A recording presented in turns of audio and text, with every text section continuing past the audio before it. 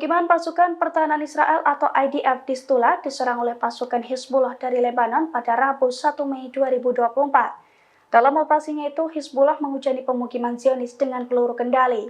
Akibat serangan tersebut, 2 rumah pasukan Zionis meledak dan terbakar hebat.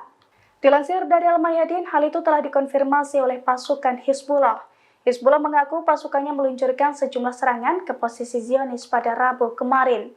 Salah satunya serangan peluru kendali dari pasukannya itu diklaim menghantam pemukiman tentara Israel di Stula. Akibat serangan tersebut, 2 rumah dilaporkan meledak dan terbakar. Di waktu yang hampir bersamaan, Hizbullah juga mengaku menyerang situs Ruwaisat Al-Alam di perbukitan Kafar Koba, Lebanon yang diduduki dengan senjata roket. Namun sayangnya Hizbullah tidak membeberkan soal ada atau tidaknya korban jiwa imbas serangan tersebut. Hizbullah hanya menekankan bahwa rentetan serangan ke posisi Zionis itu sebagai bentuk dukungannya terhadap warga Palestina di Gaza, serta sebagai tanggapan atas serangan-serangan IDF di sejumlah wilayah di Lebanon Selatan. Download Tribun X sekarang, menghadirkan lokal menjadi Indonesia.